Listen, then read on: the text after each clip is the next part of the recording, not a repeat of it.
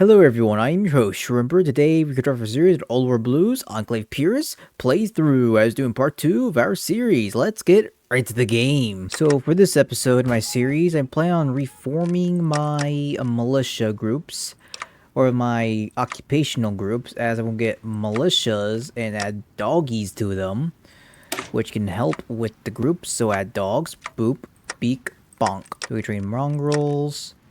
And let's see a suppression of them, what they can do. So it's suppression 10.9, and the auxiliaries is 8. That's excellent. Excellent. So what do we need? We need more manpower. So I believe for my other nations I currently occupy, I might try to switch over to like robot divisions, I believe. Yeah, I could do that. And try to do wasteland pacification for now. Save up on the resources. As you and I can hear you knocking. Success! We got into the old comm system. We can now contact our lost Enclave patriots. I hear you knocking. Can you hear me knocking? Prisoners congratulate Miller as the technicians begin to backdoor into the Freedom Speaker SATCOM array. One satellite, then two, then four.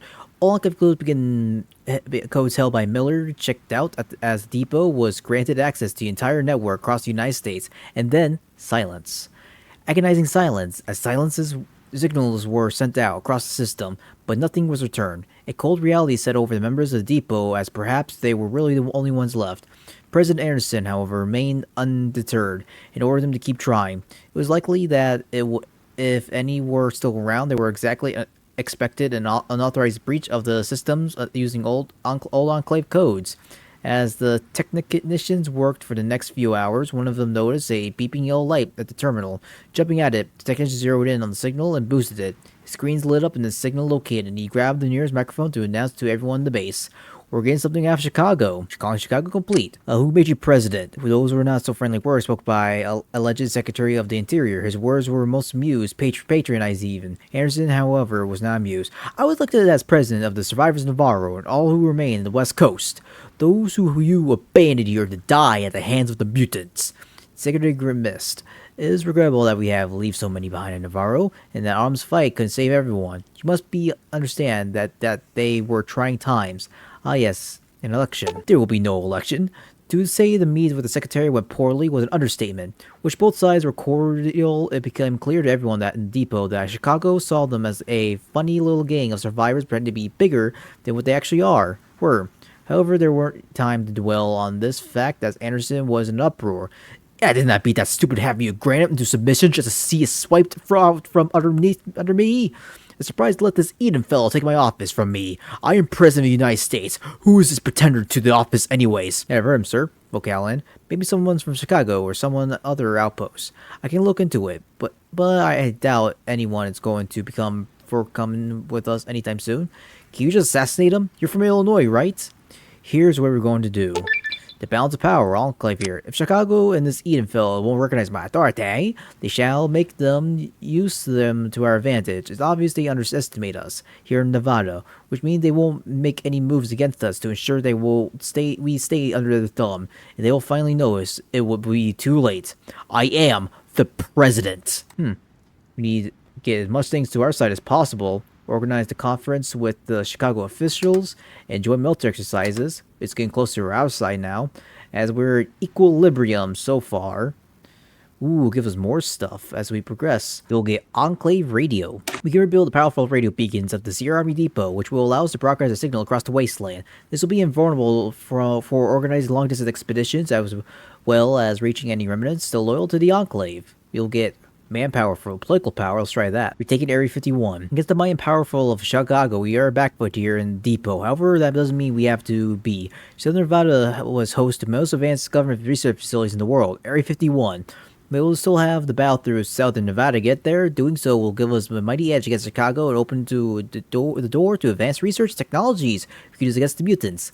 Let's get on it. Oh, hell yeah. Player warning the Guardians as we push into Area 51.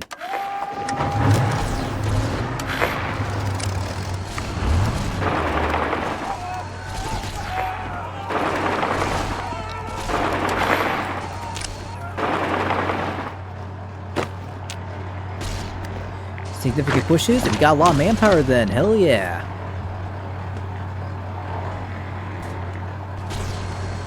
We experiencing a lot of lags. The world is way too big for my britches.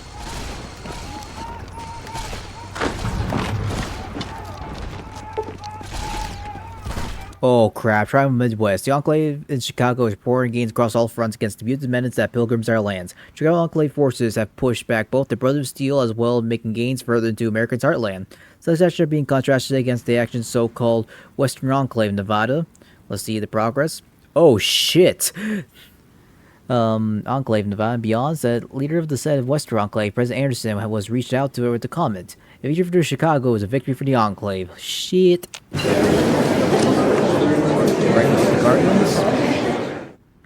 Fuck you, Rogue Rangers. We invade you now, dicks. I'm a little angry. You don't like me when I'm angry. Fuck you, we invade you now. Play radio. This is Enclave Radio, the voice of America. Come to you live from CRNV Depot, was sponsored by the President himself. We have a selection of patriotic songs approved of you by the FCC, as well as provide news from the front lines showing our guerrillas boys in black taking America back. As an authorized radio station operated by the Enclave, it is also my duty to inform you that any Enclave citizens caught listening to unlicensed pirate radio stations will be subject to visit from law enforcement, any radio confiscated, along with a genetics check to ensure you are not yourself mutated into a mutant. No pure patriot will ever listen to anything else but Enclave Radio. But for a selection of songs I've picked by President Anderson himself, stay tuned for the news at 2. Because more political power, hell yeah. You'll get contact. Wait. We can reorganize the troops, give us more recruitable population. Regards to troops, decades of separation and isolation has wreaked havoc on our military organization. Let us formalize our chain of command and combine the several separate bands under our leadership into a united Enclave armed forces. Okay, let's get to the last Americans. My focus was cancelled because it's got less stability and holy shit. Hello America, this is President Anderson speaking. I want to share with you a few words that have brought me comfort in these trying months. Words of encouragement, courage, determination, and wisdom. Thoughts for the days, if you will.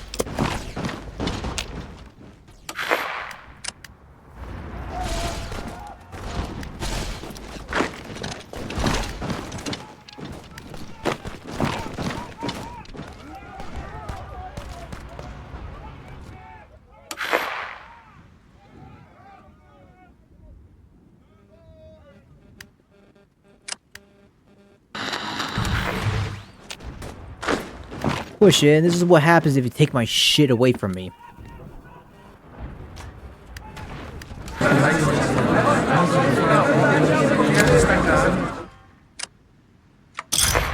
At the moment, I just needed Area 51 to get ahead of Chicago. Because more income, even though it's blocked right here. Declare war on the Sky Reavers.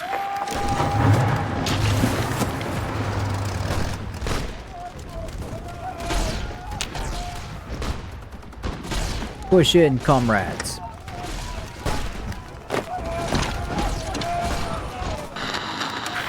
Battle of Hoover Dam has begun, the first battle.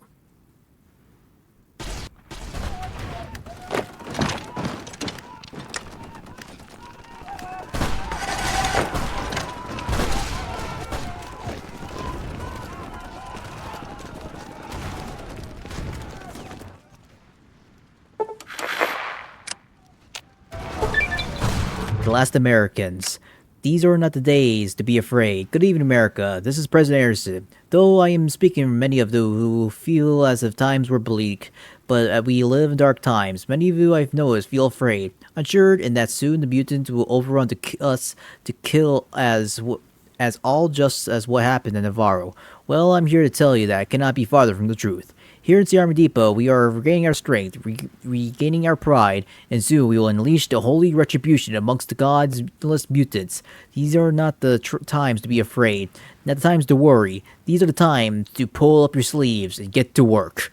We shall not be laid down by the mutant. Not now, not ever. I am asking all of you, my loyal citizens, my fellow countrymen, to steel yourselves for the task ahead. We are the last Americans of the West Coast, and we shall take what is rightfully ours. The mutants don't stop us at Navarro, and they won't stop us now. As an aside, I am asking all of you to report on anyone who is seen as doubting our resolve and strength. These un-American types will not be tolerated. Any caught will be genetically and psychologically tested to ensure they are not mutated. Those who pass will be sent to compliance centers to remind them of just what is at stake and how their action endangers all. We will win! Add last American Army. Oh my god, recruitable population. We can get clones. We definitely need that for manpower. Department of War. While on the rig, the Department of the Army was all that it was needed. As our operations expanded, we will need more than an army. From this day forward, America is at war. Exploit the line, push forth, no delay. Ruthless assault. Old world holds. The Legion failed. The Battle of Hoover Dam.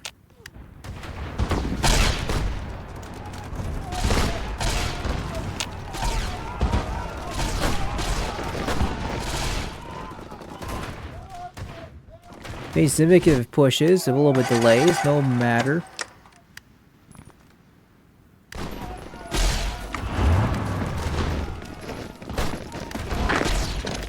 Exploit the lines now, troopers.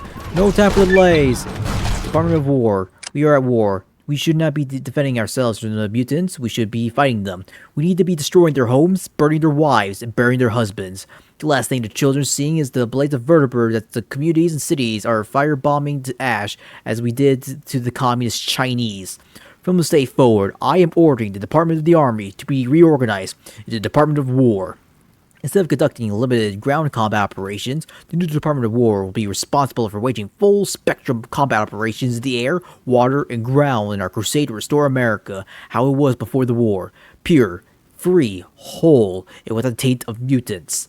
This will not be easy, and many Americans will die in our efforts, and we will remember them as the great patriots who gave their lives to destroy the mutant presence. Furthermore, I am ordering all Americans to begin preparation for a long war. Sacrifice must be done to see victory. Remember, we are the Enclave, not communists, not nuclear war, nor mutants will see us lay down low. God bless the Enclave and God bless America. Ooh, no mutant will withstand us. Give us a lot of experience.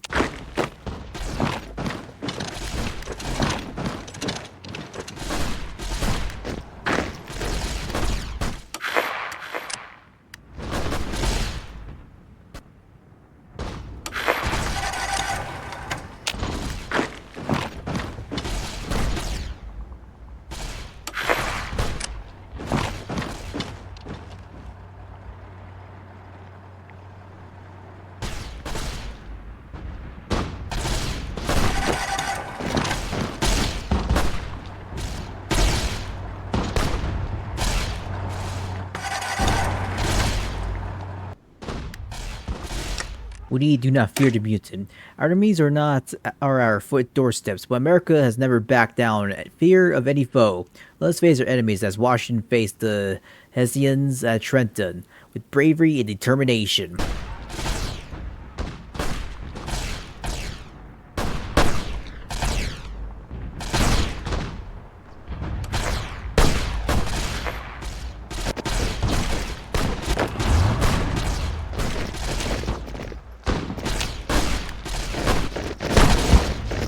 Makes significant pushes now. Raven Rock declared war on somebody. Okay, Raven Rock's declared war on a lot of people. Get to Area 51 quickly. Take the capital. Hell yeah.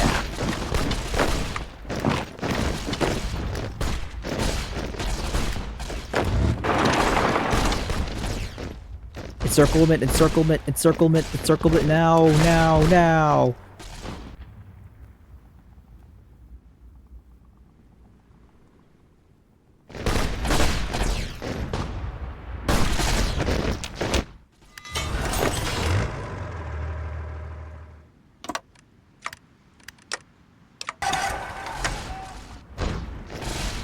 Encirclement, goal for the kill.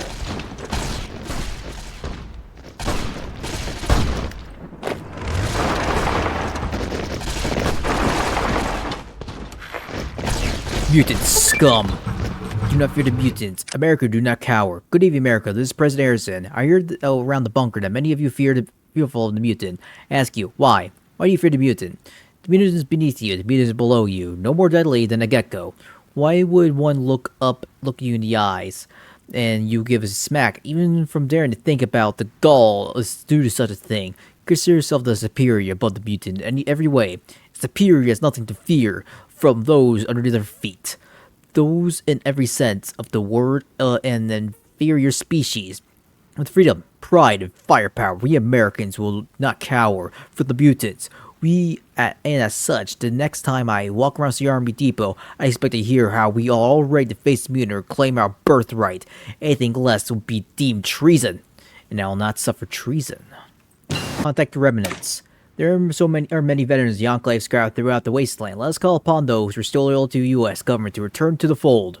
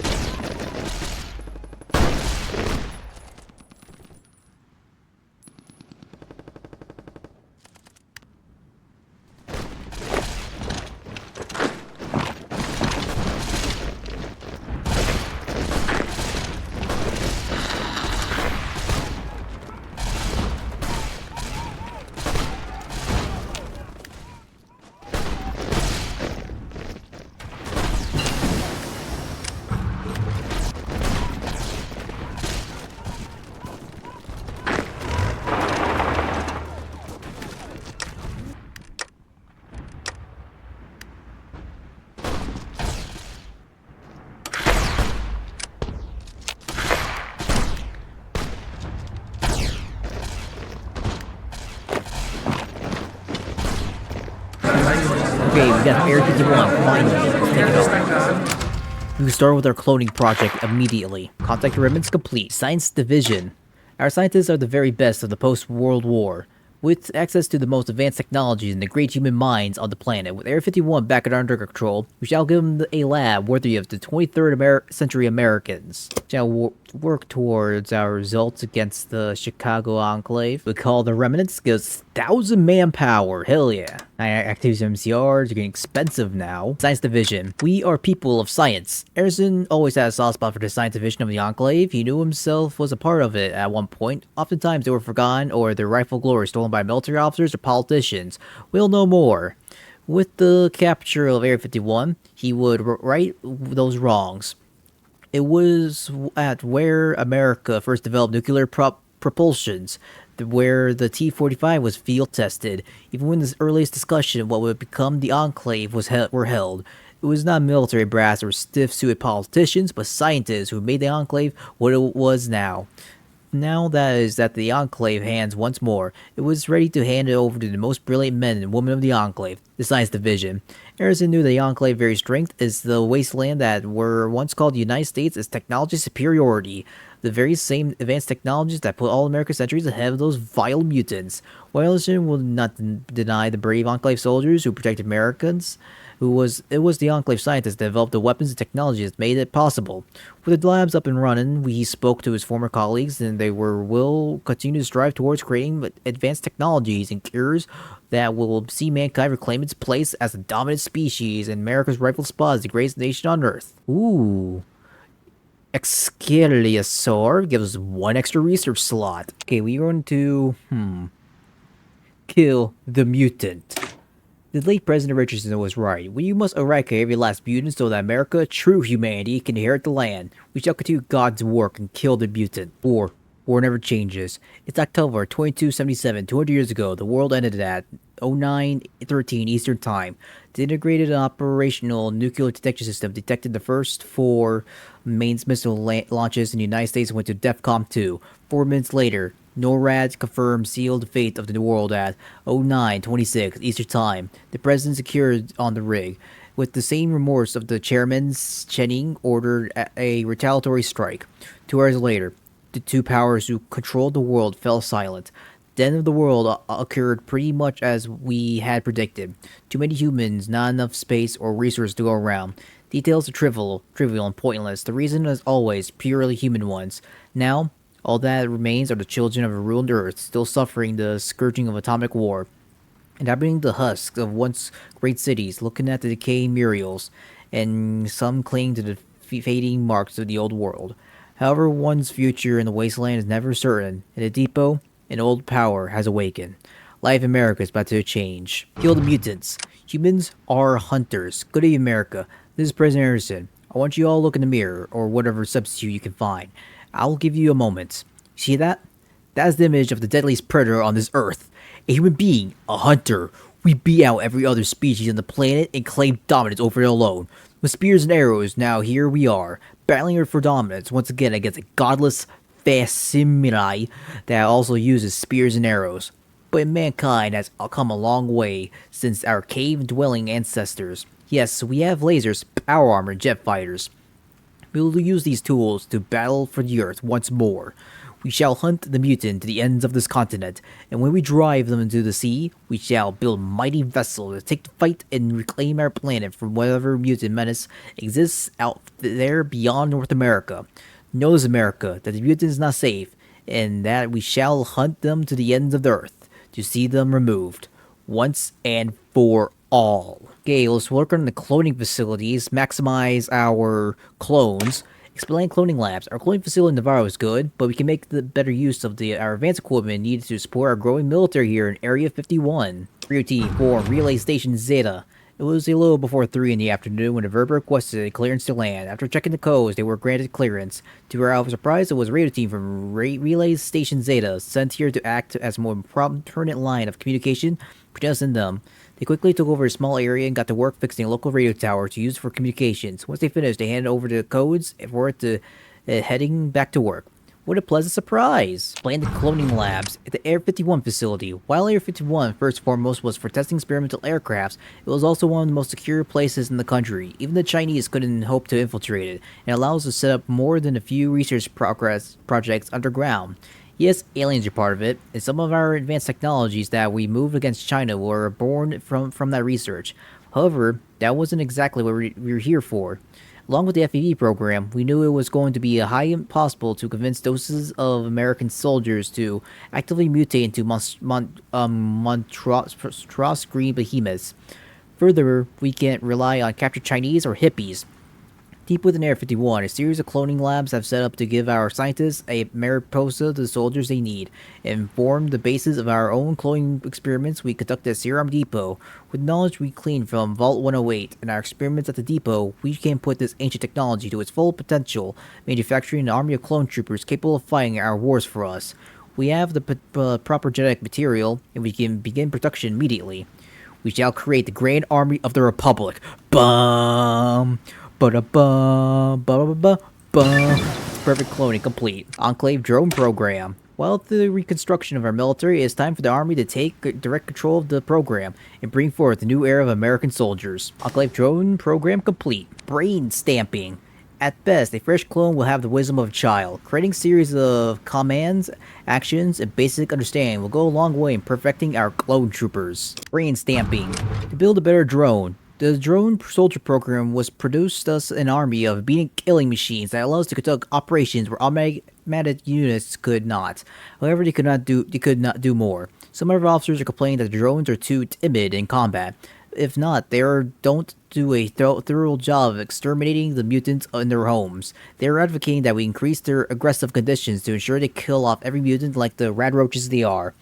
Others, however, are in the camp that the drones lack tactical thinking. Even with detailed orders, they run into the enemy lines, only to be killed by machine guns or mines.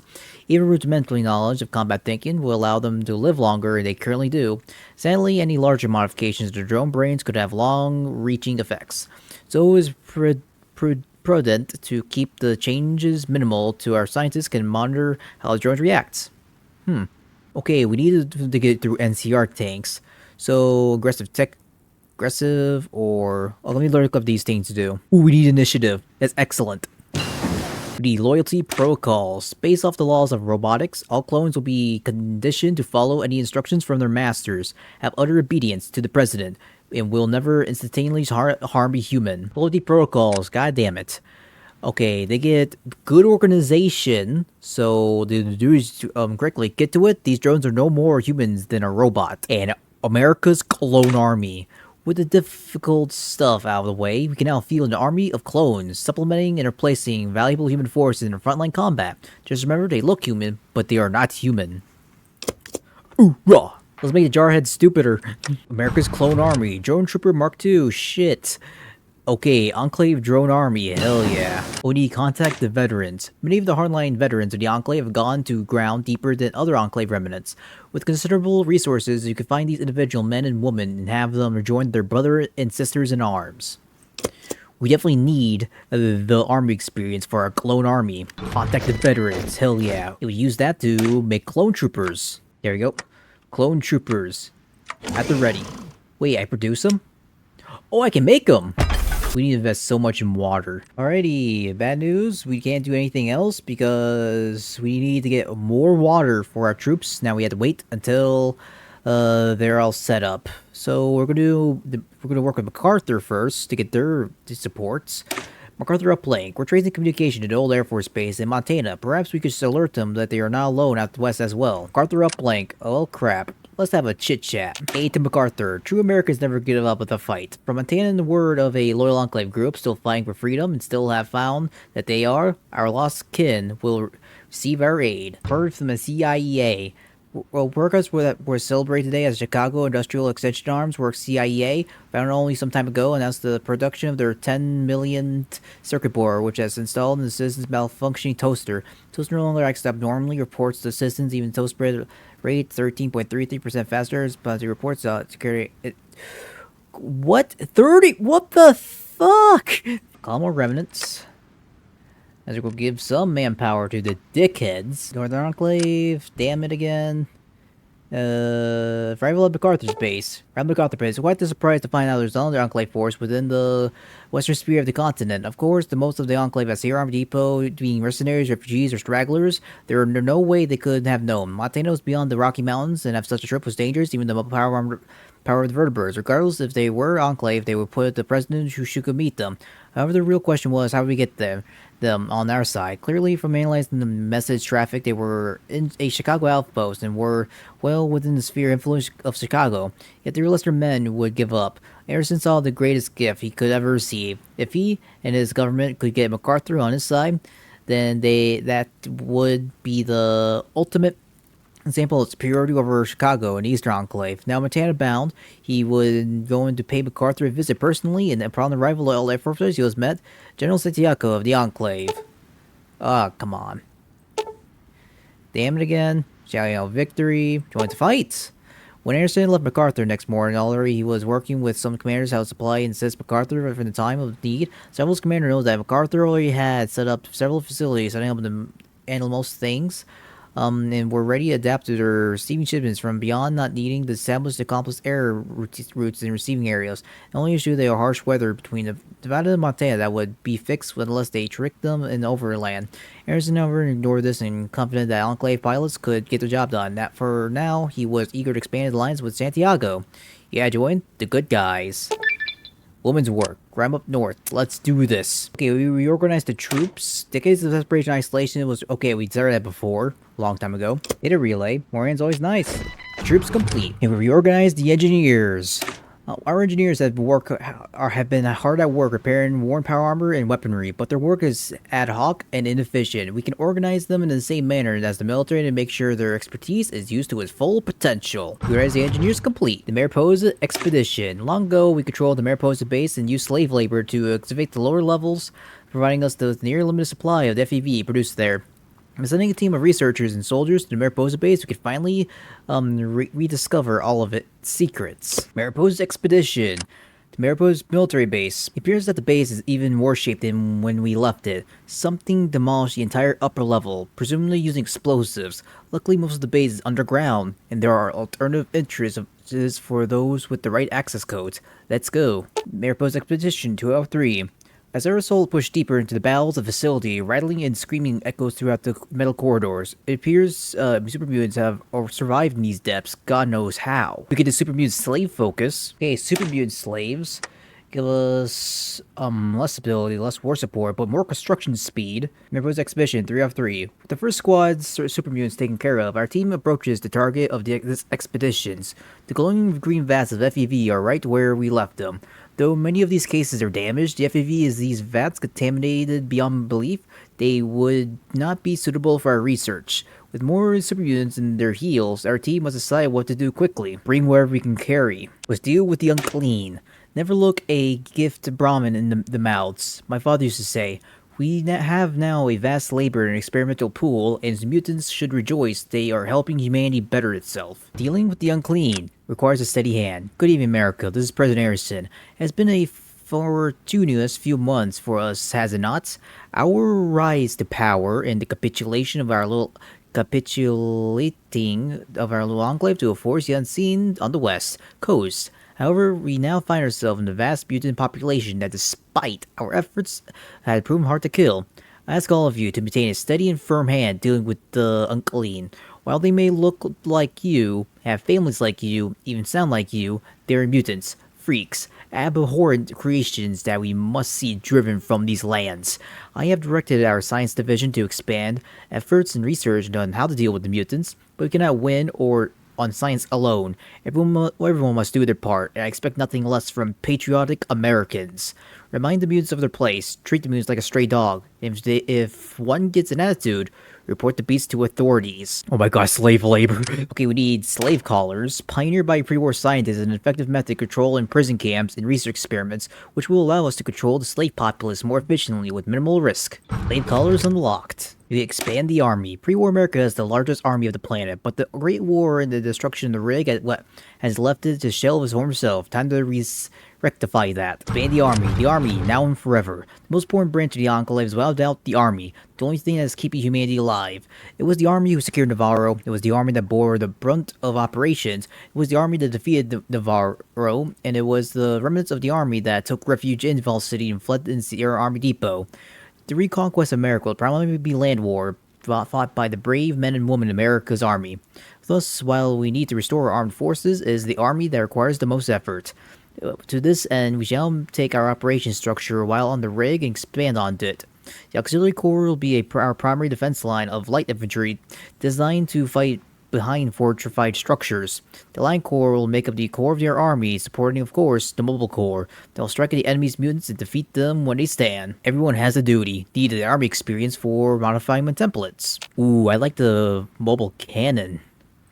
Auxiliary Corps, our primary defense line before the rig went down. Light infantry designed to fight from fixed positions while they were trained up to be introduced into the Line Corps. Auxiliary Corps, the last line of defense. Before the rig fell, the Auxiliary Corps were often the least trained and the least equipped units. Sporting but simple combat armor and basic infantry weapons, the Auxiliary Corps became the long leg of training, and many were fresh out of boot camp. On the rig, also called light infantry, the auxiliary forces were undergoing field training by drill sergeants in the field, and were expected to perform service duties as well as guard rear area posts like Navarro. Sadly, we no longer have this luxury, and instead we must post them to combat zones as holding the line against the mutant threat. However, we can better equip them with weapons to better defend against the mutant threat. On the one hand, we can restart production of the pre-war 114mm howitzers, which saw our pre-war forefathers defend Anchorage against the Chinese menace. Otherwise, we can start production of a massive mobile base that will allow our troops move defense platforms, though they aren't as potent as 914mm cannons. Ooh, gives us extra fort damage. I think I like the idea of mobile forts, because for the cannons, they're basically like fortresses, and there's necessity attack, but I like the mobile forts idea. Mobile command posts? You get Defile, the mutant. It pains my heart to see mutants live in luxury while they're better rotten squalor. We shall remind them that there is no place for them in this world, a sight under our boot heel. While the mutant complete, the earth shall grow rich with mutant blood. Good evening, America. This is President Harrison. It is well known that God made mankind. Through his divine powers, we were put on this earth. But let me point you toward the mutant. They are not of God's holy creation. Regrettably, they are of our own. Though the radiation destruction of the Great War, it is our duty to our God above that we must return the mutants to the earth so as to make it right in his image. When the mutant falls, their blood shall enrich the soil and allow our earth to grow green and fertile once more. With their bodies decaying, shall we see the sight of life grow once more. Their structures shall be demolished, their memories erased as mankind seized the earth to restore it to the fertile, lush green plant we know from the pre-war era. We shall win this war against the mutant, and from now sow a new beginning of our earth, as God intended. Purge the mutant. Americans are pure in body, pure in heart, and from this purity we shall purge those who are unclean, the tainted, the mutated. America belongs to Americans. That is our right by God. Purge the mutants. Must we suffer the mutant to live? Good evening, America. This is President Harrison. Yes, must we? Must we coexist in the same planet, breathe the same air, even eat the same food? I say no. We shall not suffer the indignity of the mutant, nor shall any American. I care not if they look like us, or were even a friend at one point. They are mutant, and a mutant is unfit to live on this earth. It is only our numbers and their utility that prevents us from conducting their outright extermination. When you see a mutant spin in its direction, reminded that you see it nothing more than a rad roach. They are our enemy and the cause of all our misery. Remember this and show the mutant your contempt. I expect nothing less. We go an affront to God. As we all know, God made humans. However, humans made mutants. God never intended for us to play God. Therefore, mutants are an affront to God himself.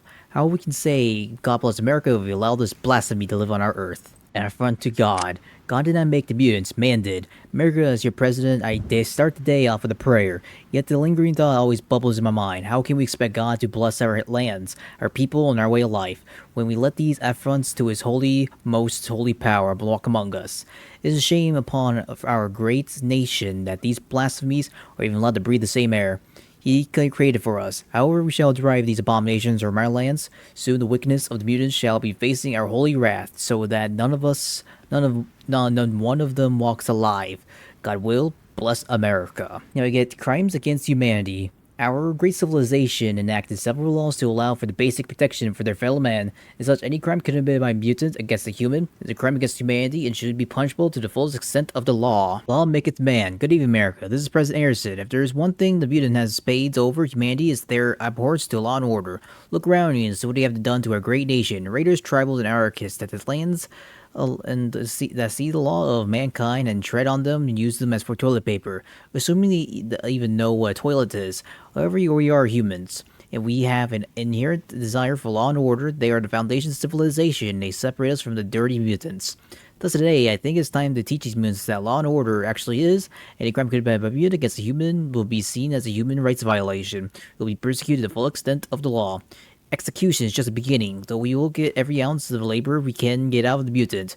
If a mutant is seen committing any act against a human, all American citizens are reported to proper authorities and will conduct a sweep until the culprit is discovered and the perpetrator brought to justice. No mutant shall escape the law. Restore the Line Corps. Before the destruction of the rig, the Line Corps was made up the bulk of our force, more experienced than the Auxiliary Corps, but not as elite as the Mobile Corps. If it was the Line Corps, that way they can get their first taste of the wasteland warfare. Hold the line, restore the Line Corps. The Line Corps represented the backbone of the Enclave army. Those in power armor designated to hit the enemy lines as most important and valuable members of the mobile strike when the enemy is at their weakness. It is revealed that the Line Corps will make the blunt brute of casualties, but we can offset this though cloning or robots. Of course, we need to focus on how we train them for combat. We can focus on them assisting for the mobile corps and distract the enemy lines, soak up enemy firepower at the expense of their lives, but weaken the enemies. Likewise, we can focus on the Line Corps for supporting the Auxiliary Corps in the defense by training them to avoid combat, though this will prevent them from taking the initiative in the attack. A great offense is a good defense. Okay, let's help with MacArthur as well. The Rocky Hump. We can send supplies to MacArthur, however, our supplies need to fly the treacherous routes through the Rocky Mountains, which has become a maelstrom of uptrending weather patterns. We're getting the clones. We have enough water. Oh my god, we got a lot of water. Compliance is way up. Okay, Taluk's demise. What happened? Okay, Taluk died. Wait, what is that? Oh shit, not good. Okay, turns out Talok is having an identity crisis, having splitting personalities. It is fighting amongst itself. War games in Chicago.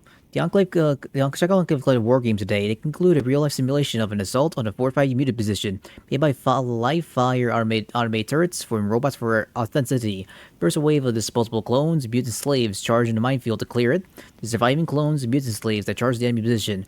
While the robots and turrets were busy slaughtering them, Vertibers rained hellfire down the robots and turrets. This rescue has a resounding success, despite using the lethal weaponry on both sides. The only mutant who lost their lives, the mutant clones casualty are better than expected. Organize our own army drills and give us more, sides. The Rocky Hump, the Rocky Mountains. Pre-war, the Rocky Mountains were majestic, regaled in their splendor and beauty. Nowadays, thanks to the violent weather patterns that persisted after 200 years, they are perilous to most of the experienced pilots. Upswelled storms and suddenly razor blizzards can spring up out of nowhere. Even our mighty Berbers are not safe. However, we're able to help MacArthur anyway. We'll need to brave these mountains. Until we share a land border and we deploy our troops along them. Until such time, however, do not be surprised if our fights to MacArthur are lost in a violent storm. Yet surprisingly, we have no shortage of pilots who are willing to sacrifice their lives to get a job done. Meaning this gamble might be just pay it off. True American Heroes. Project Hermes. Orders that MacArthur is being the proving ground of new generation Special Forces armor. Such armor will go a long way in our capable hands as well. Say the Battle of Hoover Dam has begun. Well, let's hope chaos reigns on them. Project Hermes. The particle of light power armor just as we needed. Hermes Power Armor Kit. Dude, Texas uplane. Before the rig fell, a bombastic side-eye, Colonel Houston took an expedition to Texas to find the remnants of Armageddon Station. He was never heard from again, and perhaps we can find out where he went. Texas uplink complete. Searching for the Enclave. Just before the rig went down, President Richardson dispatched a larger-than-life army colonel by the name of Sam Houston out to Texas to secure Armageddon Station. His orders were to use the remnants of controlled Station Texas as a base to acquire the nuclear weapons stored in Mexico. He and his expeditions were never heard from again. Some say that is finally what tipped the scales to President Richardson to deploy FAV en masse across the wasteland. The Texclave was considered a harrowing tale of our hubris against the mutant, and a cautionary tale against the long-range expedition. And cautionary meant, even with our power, and there are forces that are alien to us, and without a dedicated support base, even our best can be lost. However, technicians to our uplink station have picked up a series of transmissions coming out of Texas. They match Colonel Houston's signature. Even Colonel Hux Houston is long dead. A few of our officers and families in the expedition, it would be a long way to help them find closure as what happened to them. Holding on that signal. Okay, we get Vault-Tec HQ. Before the Great War, our government worked closely with a corporation called Vault-Tec. The underground bunkers they build may be our last hope of finding our more unmuted humans. The locations of these vaults are lost to time, but we have reason to believe that information can be found at Vault-Tec's headquarters. We can mount an expedition and retrieve it and any other valuables we find. Click HQ complete. We are sending our own. If Chicago will help MacArthur, then by God we will. Our own, our fortune. It is our greatest benefit that when Major Dornan escaped from Navarro along with the others, that they managed not only to store away suits of advanced power armor, but the schematics on how to build the things as well. Retooling the bowists of the depot to produce them is trivial compared to having researched just exactly how these things are made from a few scavenging places we would have to find. Now our army is outfitted primarily with power armor, and as such, one lone Enclave trooper is equal to 10 mutant militia or infantry. However, not everyone is so fortunate, and MacArthur up north is one of them. Their suits are withering away as they take damage, and Chicago refuses to send them the schematics to fear of Brotherhood intercept. Hogwash. We'll send the schematics up ourselves. If Chicago won't help their most vital resources outpost, then by God we will. Keep up the fight, Santiago. The Yellowstone Project. Pre-war Poseidon Energy was tapped into the caldera under Yellowstone to generate energy to power the Northern Commonwealth and beyond. MacArthur is ready to exploit the fruits of those labors if we only help them. Cha-ching. We do scavenging program. Also project complete, the power to the north. Let's get it started. We do war in the north. Chicago harps all day about needing the supplies to fight the Brotherhood, blind of the reality of the Brotherhood in Montana and Washington. You can't let another human life be lost to those mutant traitors. Alright, that's good that NCR's winning against this Kaiser's Legion gives us like more time to drive away from them. And I'm going to get the Texas Enclave up and running later on, so we'll be able to have a three-front war against them, as I'm going to try to plan on uniting with the Montana Enclave up north. War in the north. Where the wind blows. The Verbers is a ambiguous workhorse and the staple of our dominance in the field, so much so that we've begun to using the older VB-01 models in combat operations once again. Our lighter, fast air cavalry has dominated the battlefield, and perhaps we should spread this brilliance of pre-war technology. Up north, Santiago and her forces continue to fight a multi-front war against our enemies, and maybe it would be better if they had access to our VB-01 models and tactics, allowing them to bring death upon our mutual enemies and allow them to further break free of Chicago's grasp. We can even send them shipments of spare vertebrates if they survive the flight up north, that is. Send for Santiago. Okay, we're going to focus on Texas now for the resources. He's alive. Well, someone with the old expedition credentials is responding. Okay, we get Vault City's eugenicists as we get more monthly population. He's alive. The Texas Enclave is real and is in real bad shape. Sent into Armageddon Station, he's revealed an error in programming caused it to not recognize Enclave authority, and the expedition was slaughtered and scattered, thus leaving us to believe that they were lost. Apparently, we were wrong. However, the Enclave takes a low view of failures, and Houston and his team were left to dry in the cruel Texas heat. Of course, while we take a similar dim view of failures, Colonel Houston is just the officer. We need to get on our side. If we can help him conquer Texas in the name of freedom, we would have a powerful ally in the South, who will be beholden to us. We can send him some spare robots and weapons we have found in the depot, but Houston is up against the Legion to the west, and the Mutant Texas Economic Union to the east, meaning it will not be easy keeping the Colonel afloat. Success, however, means we will have to Might of Texas on the beck and call. Colonel, we hear you. Reinforce Texas complete. Restore Texas. We will listen to Colonel Houston and will try to provide what aid we can. An American Texas is a powerful Texas. Make note, there is no guarantee this will work out. Houston's in a precarious position. We're taking down the White Leg to declare war on us now. We'll wait until they get a border upon us, and we will push in. Texas Enclave, you're not ready. Restore Texas. An Enclave reunion. Anderson visited the remains of Control Station Texclave. Was as important as it's somber and emotional for some. For Anderson, he was eager to get all information he could from Colonel Houston, who was desperate for assistance to bring back Texas. For others, such as Lieutenant Orwick and Colonel Callahan, it was emotional as they were reunited with their lost brothers, Valhin and Cartwright, respectively. Valhin was a bit surprised to see his sister again, and this was some of the first emotion shown by him in years, which happened to be in fear as she began berating him for abandoning her at Fort Summers before the robotics officer collapsed as seeing her brother alive. The Callahan brothers, however, were a bit more boisterous in their reunion. By morning, both had to be dragged out of their makeshift bar by MPs. All that aside, Houston was more than happy to throw his high shot with Anderson in the Western Enclave. He had tried for years to get Chicago to send assistance, but has been yet met with stonewall after stonewall. While he was somewhat remiss hearing the situation in Nevada, Anderson was admitted that Texas would be provided for.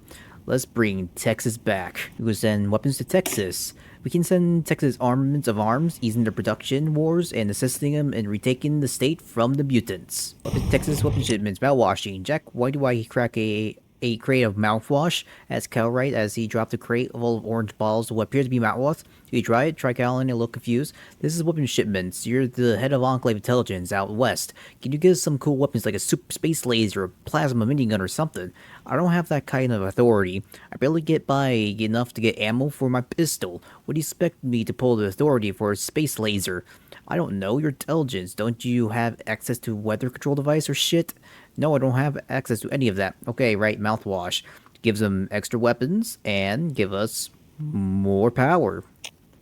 It's basically a mouthwash with guns inside it. We get the Atlas Project. America needs the best and brightest officers to lead them into combat against the mutants. With all the knowledge we've gleaned from Project Safe House, we can finally put that knowledge to use. The Atlas Project. Project Atlas. America is full of horrors, from rated beasts, highway world robots, and worst of all, mutants. While we must not suffer of the sin of mutants, we must be ready to face them head on. And with leaders who can think on their feet, we will have the tools to build a new America. But idiots with a hammer, a house, cannot be built. Our leaders shall bring war to those who defile our lands, and they will be the best of the best.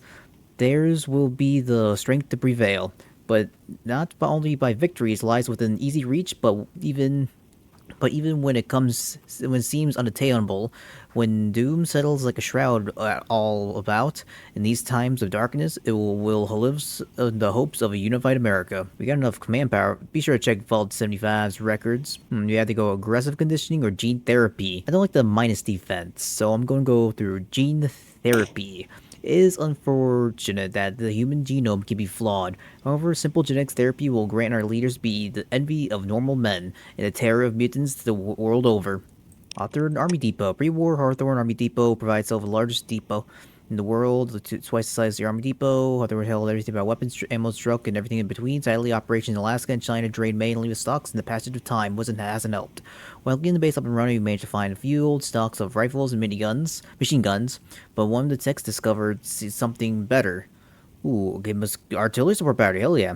Schematics of the 105mm artillery piece along with train manuals with range tables. While previously our highly mobile Verdi assault team had no need for artillery, if we're going to take back America the hard way, we're going to need artillery support. Sadly, it appears that what few guns here were stolen, with tracks leading off to the south, east towards Vegas. So who took the guns? Gene therapy, complete. Okay, we do combat conditioning. Wars are won on the battlefield. American men and women, the last humans lying before extinction by the mutants, will be driven to heroic acts when they see the leaders performing feats of subhuman accomplishments. Let's authorize the attack on Enclave expansion. To be organized. The one saving grace in the never-ending nightmares that the supermutants menace that was mutants were disorganized and scattered. Beyond a few camps and raid parties, we rarely had to worry about a coordinated assault, and a good tactician could use mutants to pit against it. It looks like that has changed. Attacks are becoming less frequent, but more organized. There are even reports that mutants are erecting fortification area around the old lamplight caverns.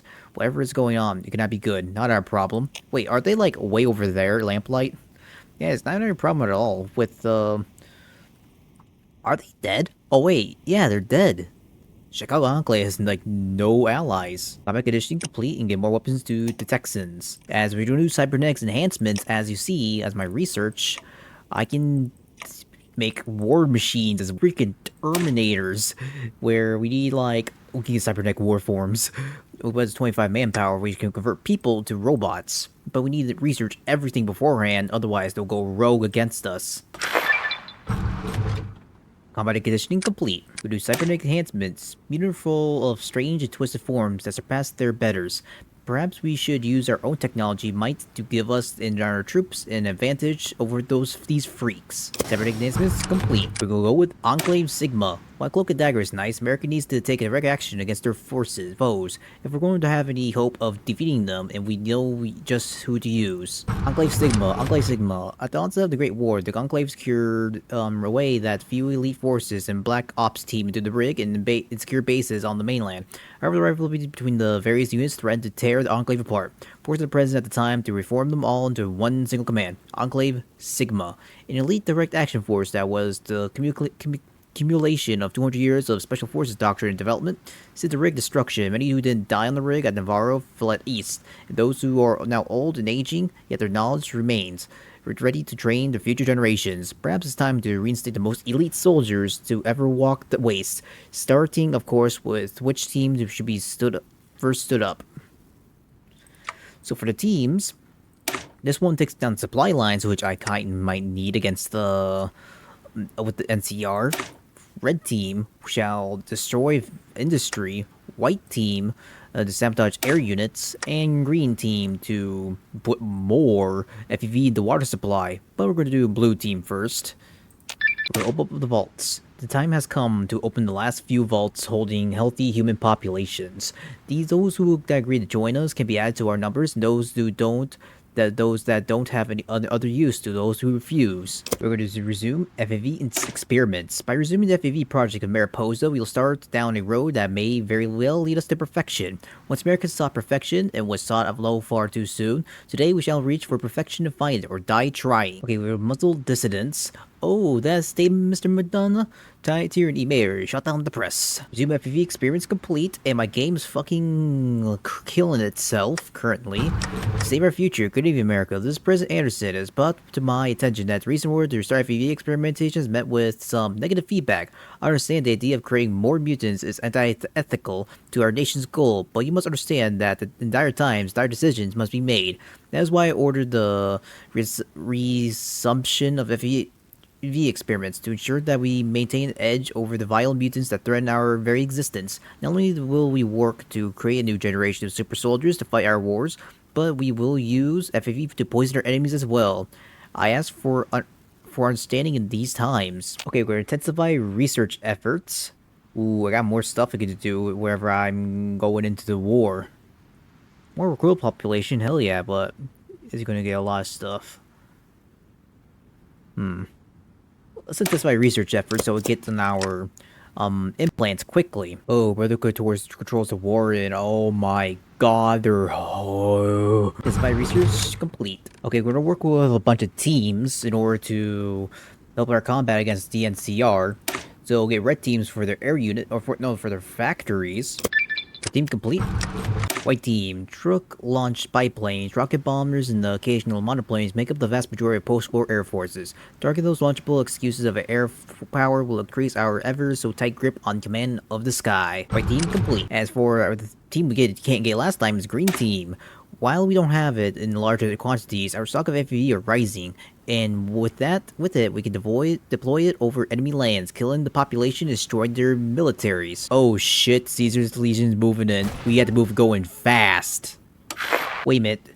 These guys teamed up with basically the slavers. It says he hates the Legion. Yeah, he dislikes them. Why he teams up with them? It literally Icear's Legion. Violates collapse, we barely did anything. So great team complete. Now we need to push into the NCR now. We're gonna poison the bear. The time has come to lay waste to those renegade upstarts of California to defile this nation, their very existence. Today we avenge Navarro, control Station Enclave, and all those murdered by the NCR. Today we mount the bear's head on the wall of history. Okay, we get our low clone troopers in. You're meant to hold the line for now. So these will hold the line down south against the NCR as we push into Navarro for clonings. Okay, we need to go against the Washington Brotherhood of Steel up there. So we must hurry up with the NCR down south. California's incompetence in full display. Declare war now. We push in. Top team, push into Navarro immediately. Bottom team, you hold down south. Try to get the Shady Sands before Kaiser's Legion does. You hold the line down here, you'll get the perfect human. The second goal of the FEE project was to create the ultimate soldier. Decades ago, we accomplished something close to that feat in the forms of Frank Horgan. It's time to continue where we left off and perfect our formula. Oh my god. So, we poisoned the NCR. Let's see how they're doing. So, FEV Plague, 100% attrition. Holy shit. On top of that, we can deploy Red Team, which can give them bad debuffs as well. Oh my god. Deploy Red, deploy White, give us, oh my god, more supply consumption. Does like 200%. Get Blue Team, destroy them. Green Team, oh my god, those debuffs. Damn.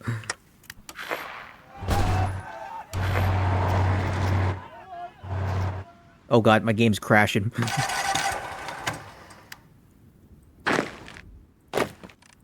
Wait, can you just push into Shady Sands?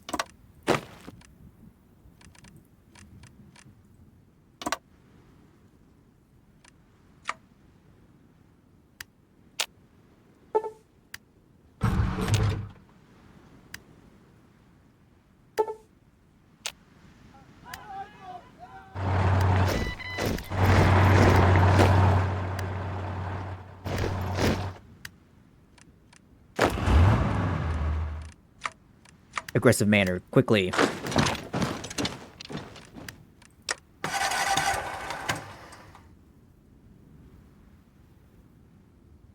Dump FEVR, more supply consumption. Shit. We just snake our way in. Ignore that. My game is not struggling to keep up with this shit.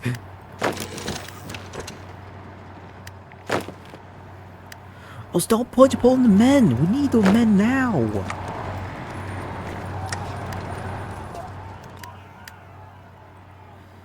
Whoever, if you're pulling men, you're a traitor to the Enclave and should be executed.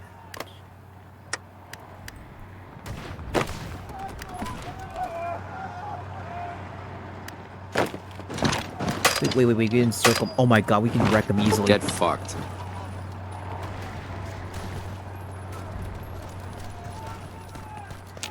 Alrighty, lesson learned. Don't fucking are you fucking retreating again, you traitors?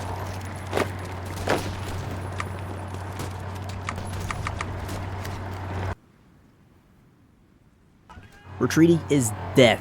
Do not retreat.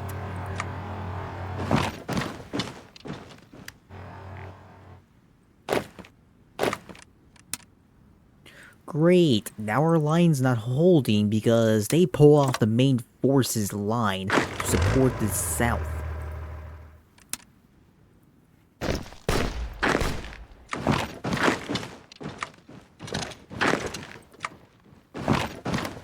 Retreat is treason. We have them with you. What happened to our clones?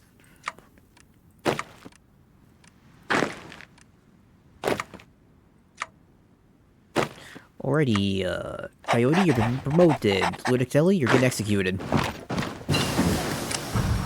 We will be working more into our cybernetics program.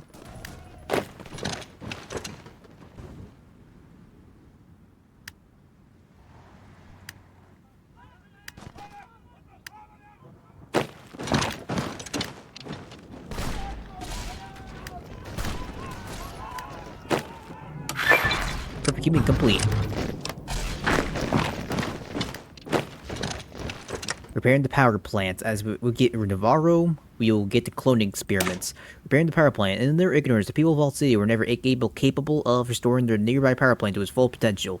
With the city full secure, we can send in our engineers to complete this task.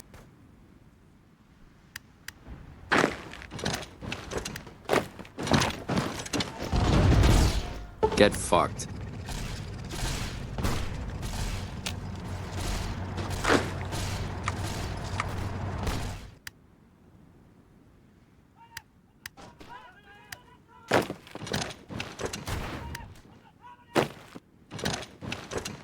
Encircle those troops now.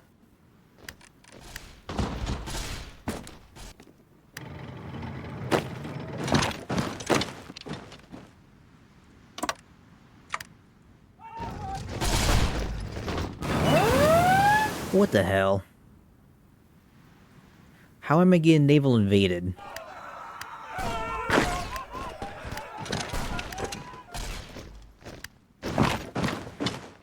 Hold on a second. You four shall take care of these bumholes and kill them in sight.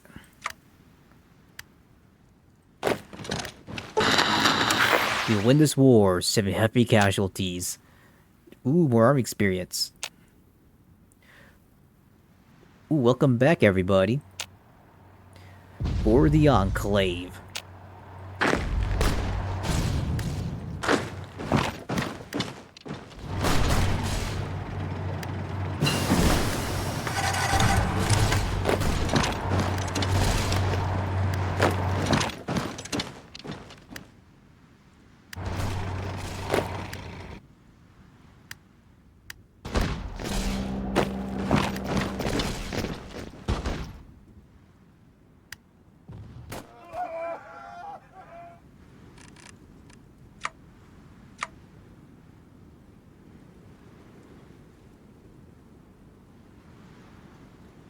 So much war's going on now, I can't tell what it is. How How much war participation? I got 3% for some reason. Oh my god. We need to keep pushing.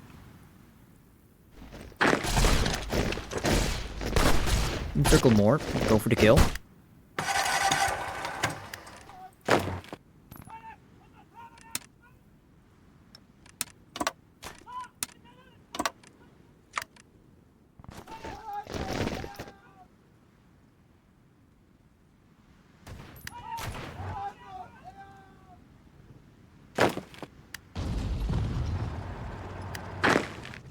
Wait, we can take Shady Sands quickly. Oh my god, I have a big map where it's pretty hard for the game to like catch up.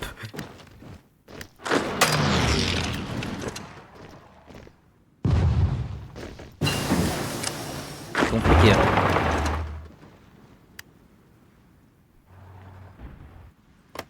No, this is not your victory.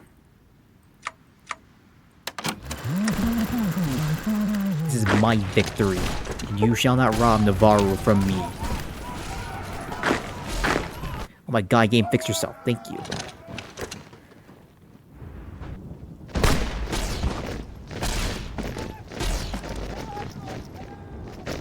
Oh my god. Oh my god, the people are breaking. We got him? Oh my god, we're getting them. Push him all the way to Shady Sands. Send our troops.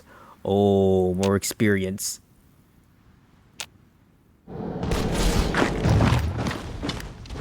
Hell, we can start pushing still.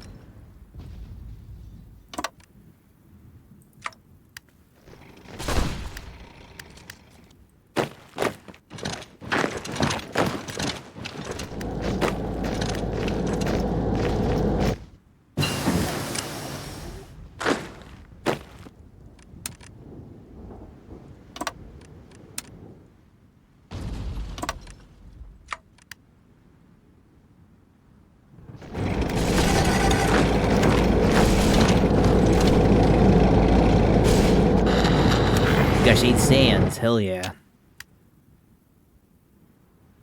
Prepare the power play complete and stop fucking naval invade again the same place. It's predictable. We do anti-NCR propaganda through our younger members may not remember their crimes against us at Navarro. You may reasons to seek the destruction of the NCR. Let us compile our grievances to broadcast to remind our soldiers why we fight. Take Navarro. We need it now. Navarro is mine.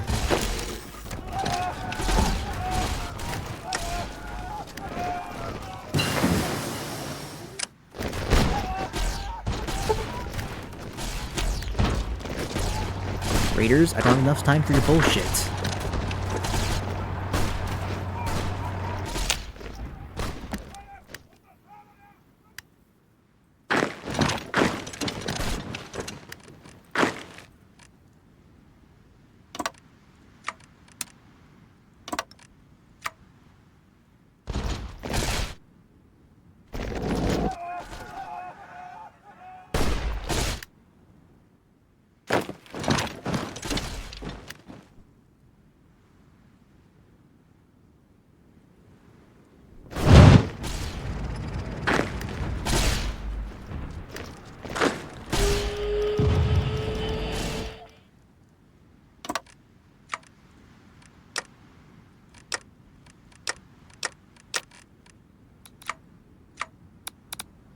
Fire resistance nearby areas now.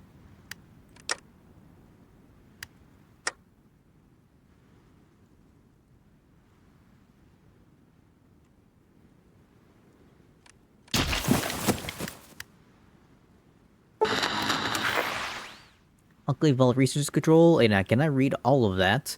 And I know I was there. Purpose of the vaults. Anderson looked at his assembled staff who has all docked were privy to the reality of the vaults. His trusted advisors as well as some military members of the Enclave intelligence. While he wanted to execute those who uncovered the data of the Gecko plant, their skills are too valuable. So they were wear explosive collars at all times. As he sat in his office, observing those around him as he spoke. The vaults were never meant to save anybody. I was read on the safe house that when we started experimenting with FEV, the purpose was to gather research data for future colonization of the stars. The power that be in the past, being that the nuclear irradiated Earth was unsustainable. However, Richardson Sr.'s father, the late President Dick Richardson, ordered the project abandoned for reasons I don't not know. So that's it. They were experiments. People were lied to, but they were going to die anyways, either in the vault or in the bombs.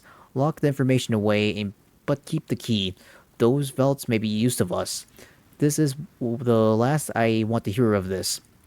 Tough times call for tough decisions. Elected officials made the call, and the communists condemned all the people to death when we started the Great War. So who cares about dead people? It's the army destroyed.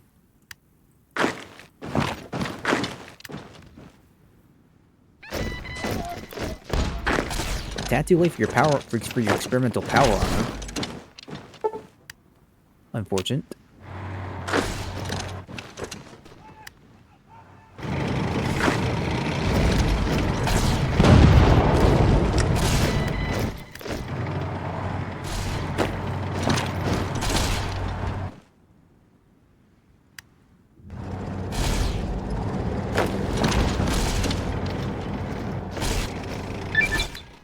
Anti-NCR propaganda complete, and what propaganda can I launch? An anti-NCR propaganda. As we reclaim Navarro, we finally reclaim our old base of operations. This alone is a good boost to morale, but there is more to be gained as the base houses much of our advanced and secretive research.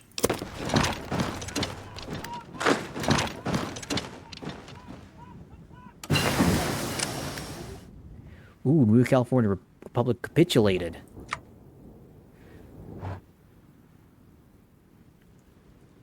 Damn it, Caesar! You old decrepit fuck.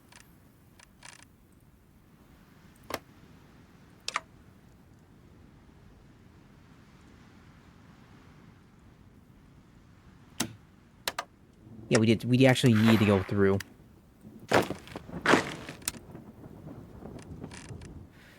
Well, we ended the war, and you didn't end it. So we're going to guys against the Caesar's Legion in the next episode. But we need to take our main priority is get Navarro.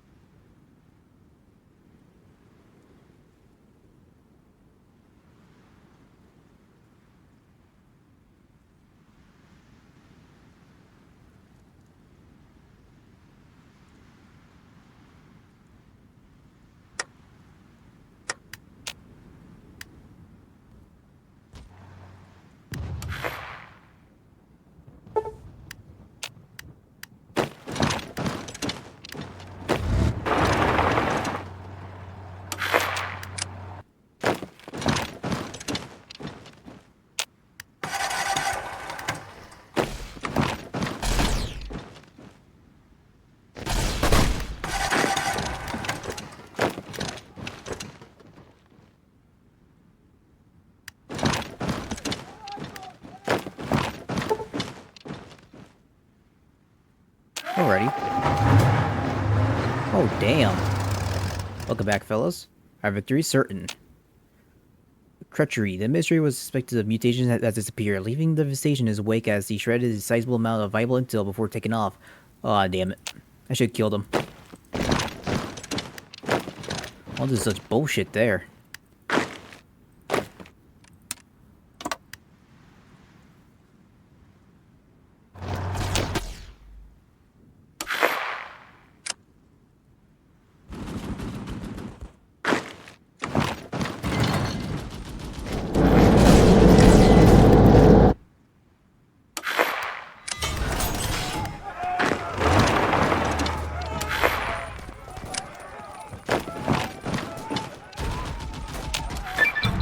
Claim Navarro complete.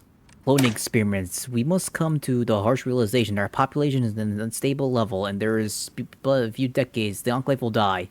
We can, however, prevent this, but devoting specific time, resources, and manpower, we can begin the long process of creating viable clones for the genetic material of past and present Enclave and American citizens.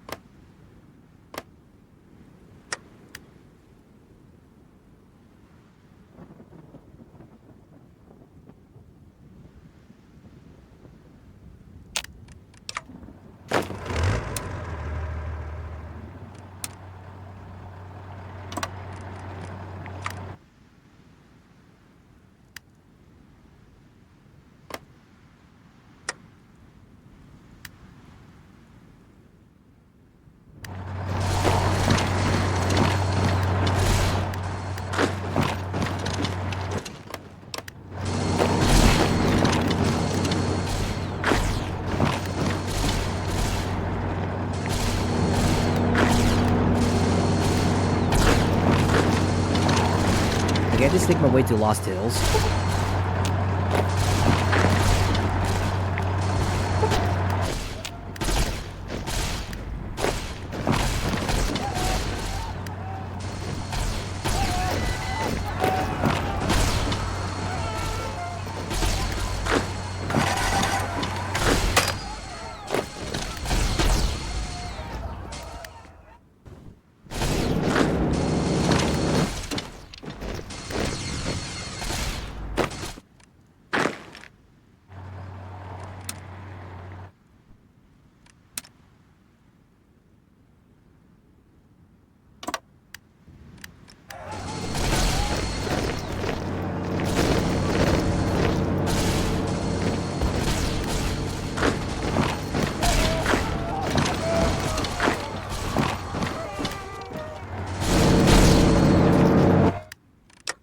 Wait a minute.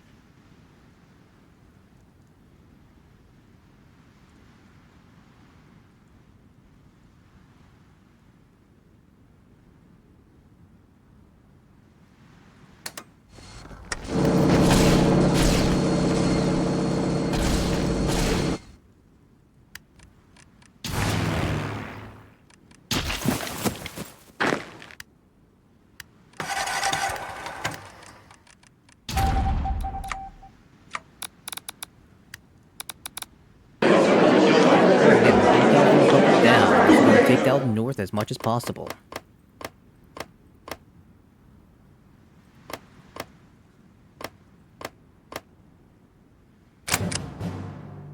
No, mine.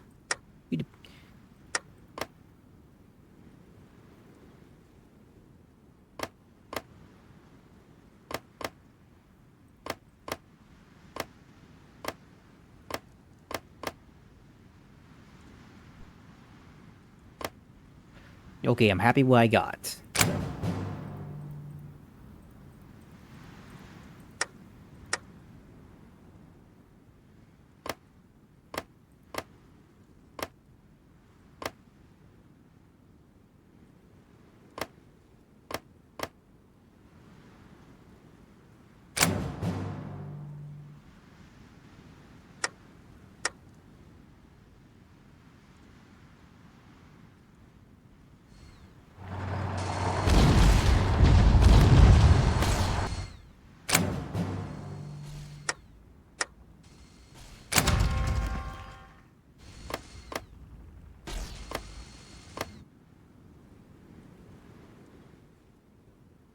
Like, I just break this.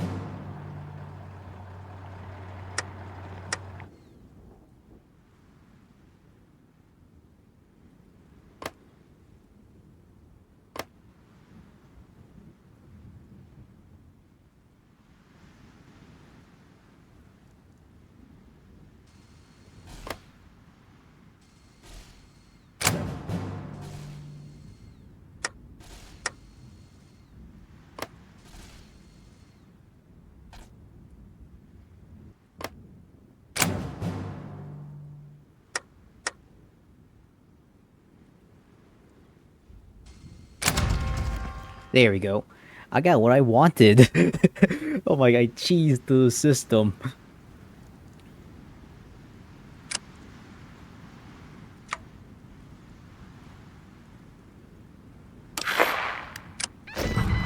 I got what I wanted. Let's move in.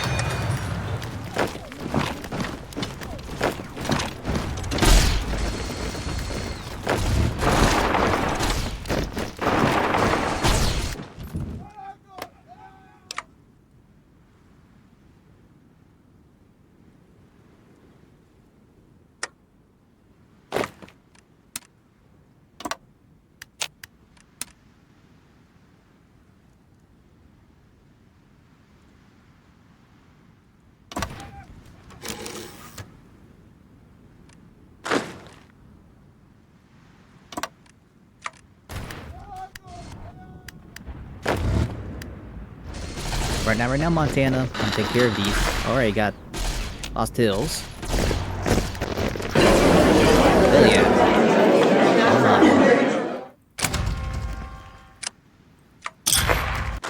Okay, we need to take our war to the Washington Brotherhood of Steel. Kaiser's Legion is secondary objective. Ah, cool, I can just bypass many stuff now. Alright, prepared to help Montana out.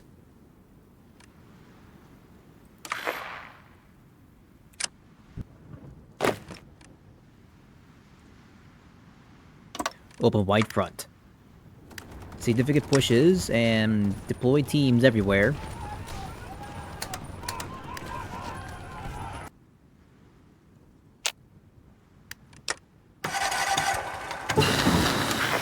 Capture the hub. Excellent.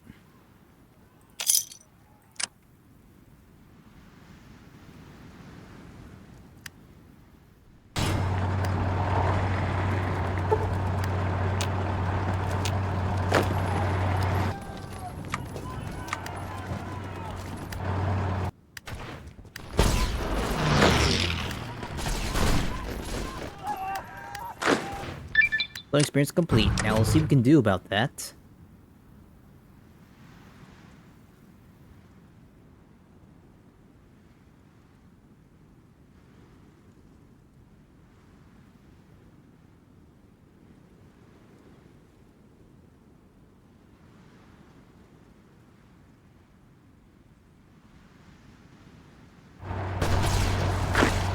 Movement encirclement for those power armor units. And my game is heavily lagging so badly. Terribly. Severely. New Vegas downfalls, Kaiser's Legion's going after them. Yep. So we had to finish this quickly so Kaiser's Legion won't go after us. Going for the kill.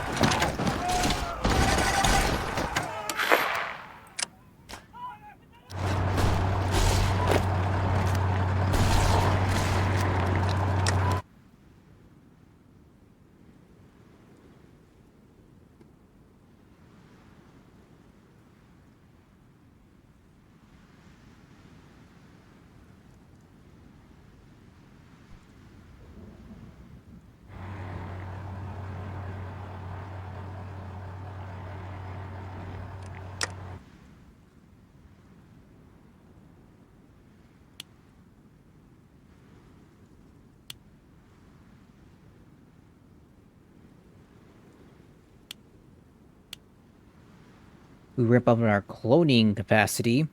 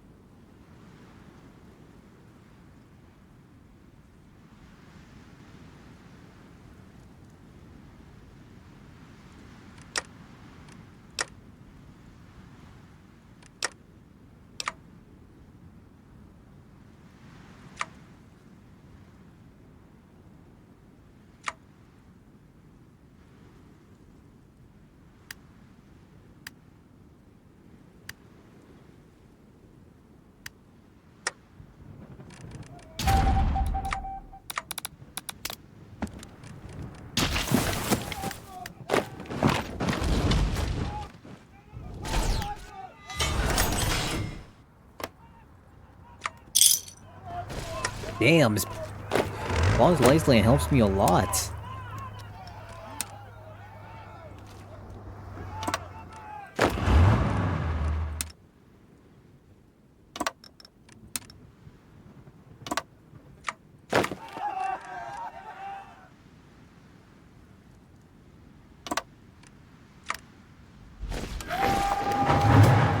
Thunderbirds, what the fuck? Fuck you.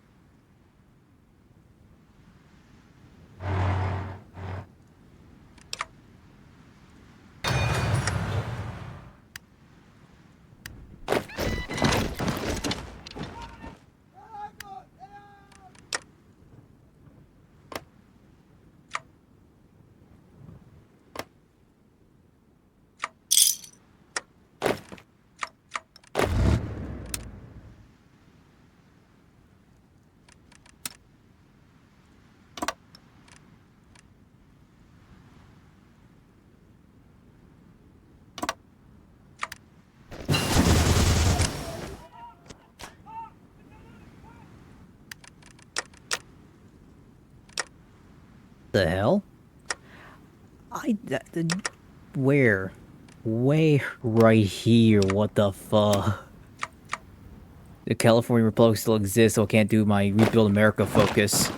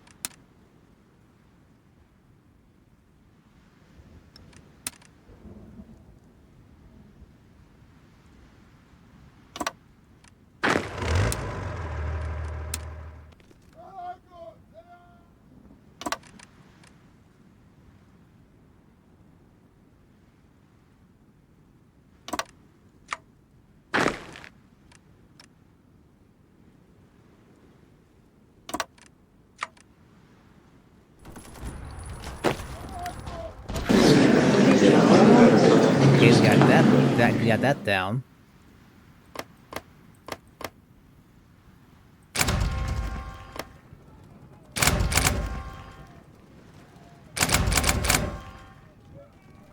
Nah, you can have it. I don't want it. Take their ships, though.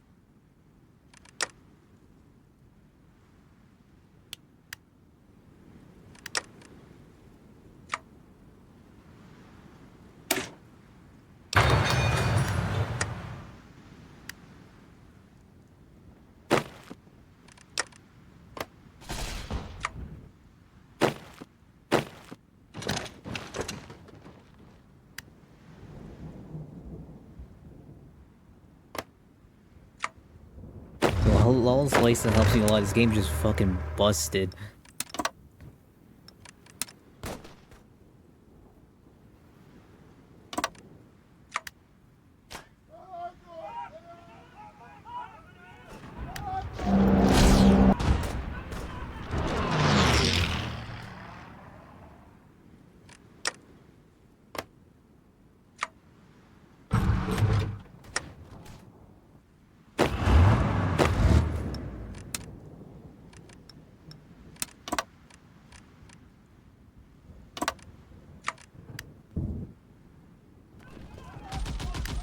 Stop fucking leaving for one goddamn second, you little bitch.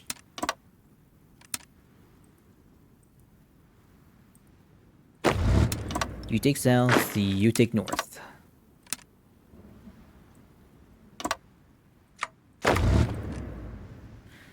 Taking the Thunderdomes out first.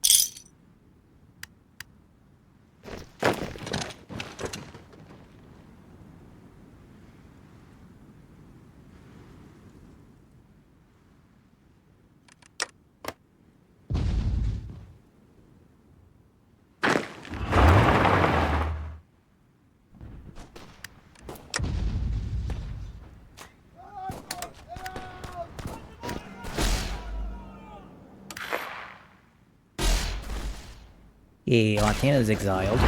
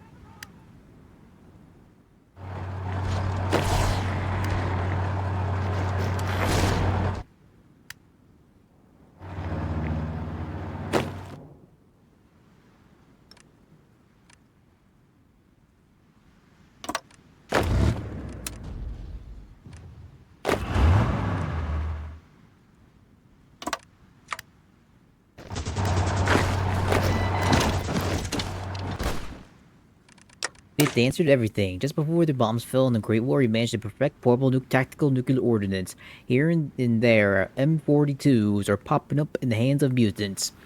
And frankly, we're quite sick of it. Answered everything. The M42 Fat Man, developed on the eve of the Great War, the M42 was put on mass-scale production after testing it and proved to be a runaway success on the battlefield. Surrounded by the power-equipped units firing many nukes at Chinese positions and wiping them out. One could argue the M42 was as vital as pushing towards Beijing as power armor. Now, after painstakingly research and reversing engineering scavenged models, we made a breakthrough in production both of the launcher itself and mini nukes for us in the battlefield. Commanders will have access to use mini nukes on bombardment to support. However, special units are being trained for use threats in support of combat units. These shock troopers will ensure the complete destruction of the mutants from the line and allow us the rest of our forces to push through. Let nothing stand before us. Chicago Garden of Eden, Mr. President. Okay, they have a Gex. Shit. Prove it, let's see their Gex. Nature of warfare. We must unleash everything in our power to ensure the safety of humanity, for our children, for our future. This isn't war, this is survival. Energy collapsed.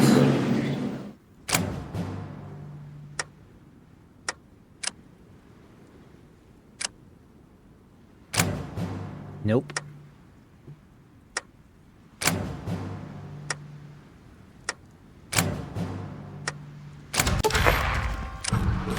They love us. Oh my god, it's amazing. So they see us as their god. Nature warfare. Their chemical core go to war. While this paints us as insulting God's earth with chemical weapons, these are trying times, dare I say apocalyptic times, to stand the principle of extinction to a mutant menace that wishes to see us laid down and eradicated. This cannot stand and it will not stand. By present order, chemical core has crafted a sprayer specifically designed to deliver FEV directly into the faces of the enemies. These significantly trained units will boil away the mutants, and under the miracle FEV turning their trenches into their tombs as they advance. We will win this war and we will come out alive. Kill them all. Cloning failure. Increased resource investment as our most recent experience creating human clones has resulted in less than ideal outcomes. The resulting specimens have been terminated and we will need to start back from scratch. We also have been recommended both the science team, Enclave crew involved in administrative leave until they pass psychological evaluation. Let's push to Capitol Hill. The war in California. Now we can now breathe the sign of relief. Mighty Kyle Nancy Bear is dead, struck down by the American Eagle. We come down the long dark tunnel alive and reformed. But before us now, the carcass of a dead nation ready to be retooled to our liking. However, we mustn't let this opportunity go to waste. During the war, the flaws of our military were brought to the forefront. Use a small dependence team operating on the wasteland, fighting a formal foe was a challenge to overcome. As of now, we can choose to focus on two aspects of our military. One, we can further refine and develop our strike team doctrine, allowing us for continued dependence actions and vital vertebrate support. Likewise, we can formalize the army to a large standard fighting force it was before the war and focus on air supremacy and lead any threat, especially if you take on any foes like the Brother Steel and the Legion. Formalize the troops. The Enclave military is no longer a small elite organization. It was instead, it is the along the lines of the pre-war predecessor, the United States Armed Forces. While we are still favor small strike team to sow disarray in their enemies, we must start taking greater steps to handling a large military organization once more. While we are always respected the chain of command, our forces have always been afforded a bit leeway and now conduct themselves in the field. When our military was small and elite, this was expected. Now, however, and especially as we grow in size, we cannot allow every officer such freedom, and we need to reinforce such standards, expectations among our officers. Further, we cannot allow our army to march into battle low on supplies without weapons. Small team can scavenge for weapon and ammo. A battalion may be a sign of poor logistics. Time to take the American army and reclaim the United States. America has returned to its shores, and the great mutant bear has been vanquished. Now, it is time to reclaim our glorious lands from the dirty mutants who lay claim to its shallow soil. The Horgan Core. Frank Horgan was not only the principal of Enclave technology, but was a crowning achievement of President Anderson. With the war under control, we could achieve that once we did with Horgan. The Horgan Core, the greatest weapon ever created. In the remaining days of the oil rig, the Enclave constructed the greatest living weapon ever imagined. A 12-foot tall super soldier encased in power armor, Frank Horgan. He grew up a death claw in half, punched clean through a mutant, and was utterly devoted to the American cause. Sadly, he met his end as the Oregon terrorists and the Granite Company traitors. Franklin valiantly gave his life, trying to save the rig and American dream. Today, however, we can revive the super soldier product and finish that what our ancestor and Mayor Posa started all those years ago. Using cybernetic interfaces along with our knowledge of power armor, we can actually create an army of Horgans that will see our army lead to victory against the mutant menace. While his age prevents the president from being an active participant, President Anderson will personally oversee the project and provide its input, seeing as he was one of the chief scientists on the Frank Corkin program. Frank shall be reborn. Except for humanity, the crumbling ruins of America are fit for mutants, but not humans. Let's build a proper America fit for real humans, real Americans. Finally, we did it. We took down the Brotherhood of Steel. Many crashes later, many system issues, and many visual lags, we finally did it. Select all. Select all.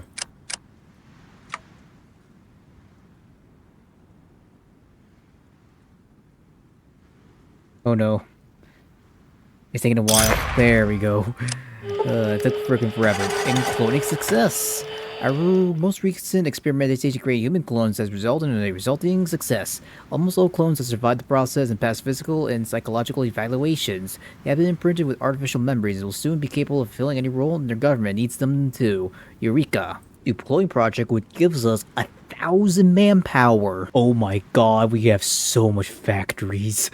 Brought down the bear. We beat the NCR and Chicago still whines about the Brotherhood. Are they really so powerful? Let's unite the tri-states. You'll get mutant exclusion zones. Brought down the bear. California dreaming. President Harrison spoke from the smoldering remains of the mutant capital of the Shady Shands after it's been secured and pacified by Enclave troops. Following the devastating mutant war that saw California ripped apart as Enclave forces purged the land of the mutant. I stand here over the remains, not of a conquered mutant city, but the liberating soil of America. Our forces have fought hard to see our nation delivered from the mutant evil. It'll not rest until I see a clean, pure, free America that suffers not under a mutant thumb. Makes no mistakes, America, this is only the beginning, the start of a great and glorious future for mankind as we push east to link up with the other hard-fighting Enclave forces in the Midwest and the East Coast. As a president, it is my duty to see this through. That you can count on. Mutant zones. Mutants have no place in human society, but alas, there's a lot more of them, and we need to ensure the tainted masses do not intermingle with our own higher kind, at least as far as living space is concerned. Slavery is a disgrace on humanity. The bombs ended in the era of Lincoln, but we still resurrect his voice. We will restore the greatness of his vision, where all men are created equal, and all men can live free. Mutant habitation zones. Start today, all mutants will be required to wear a small red badge to distinguish yourselves from humans. To ensure the continued support and welfare of humans and the separation of mutants who went to pre-designated zones outside the major urban centers. All who reside in these areas will require the proper work and authorization papers to leave, and any and all resistance will be met by a swift hand of human justice. This is for the betterment of all mankind. Remove the stink of communism.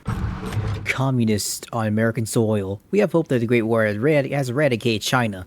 We saw no invasion fleet or any real activity from the Asian continent following the war. However, when we first landed in the American Golden Shores, we discovered a Chinese remnant in San Francisco. What was worse, they were communist mutants. We may not have been seen at the numbers or controlled the city then, but now we do. Let those mutants cower in their dirty howls. America, true America, will root them out like the infestation they are, and ensure that the stink of the filth of communism removed from American soil once and for all. Eradication of the sea or destruction? Let's do eradication of the she. Yeah, I had to stop training my units so I will get my manpower back. Mutant zones complete. Declare war on the Heaven's Gate. We'll get Mark the Mutant. All mutants will now be required to carry around a genetic identification card at all times. Those whether are liable for summary execution for crimes against humanity. We can easily just sweep them with our superior firepower.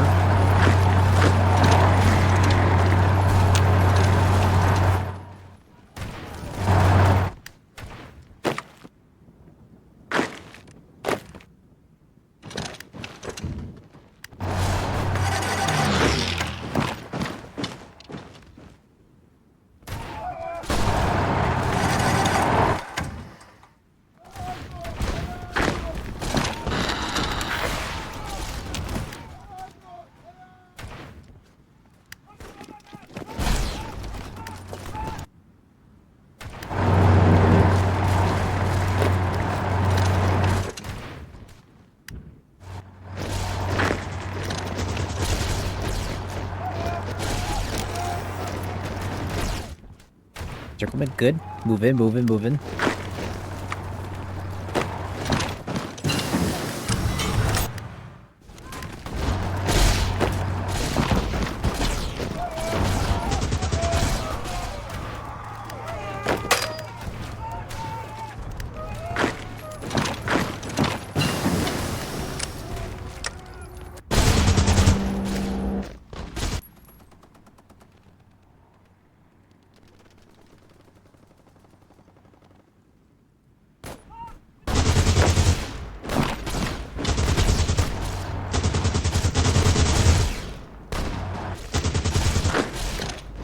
Going for circlement, going for the kill.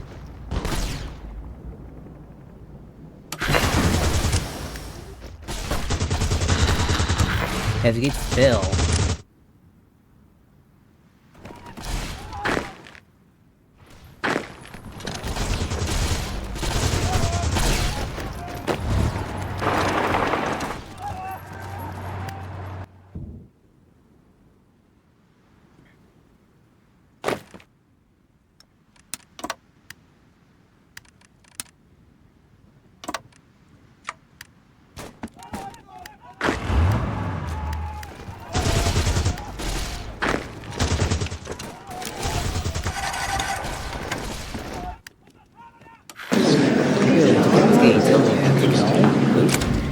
Boopity boop. Now we do homecoming. Our forces have reached the limits of MacArthur's, and our respective troops are rejoicing as we speak. The West is finally uniting under the American flag once more. Homecoming. The return of the Great North. The President Harrison met with now Military Governor Santiago to oversee the restoration of the Northern Commonwealth. On one of the new warm days within the Northern Commonwealth, the American flag was raised alongside the banner of the new Northern Commonwealth, announced the return of the government control to the region after more than 200 years. Power armor troops were seen on parade at MacArthur Air Force Base, the temporary capital of Northern Commonwealth, until the area is stable and safe enough for human habitation. While most of the events were full of fanfare, was a somber moment, where the President and Military Governor Santiago laid a black wreath at the memorial to Santiago's daughter, who recent word out of Chicago confirmed was killed in combat. President Harrison reiterated that those who did not would be brought to justice, and that work will not cease until every mutant terrorist was brought to justice. A great day for America. I can annex the Montana Enclave. Let's do that. Let's do Vault 23 and annex Montana Enclave. Boop. There we go. Now is a sight to behold. Well, but I did a lot of work for today, and it took me like 2 days to make this episode. I'm gonna end my episode off here for today, everybody. Thank you everyone for watching my video for today. I'll appreciate it. Please leave a like and subscribe. I'll appreciate it as well. And I'll have the best rest of your day, afternoon, or nights. Goodbye, everyone.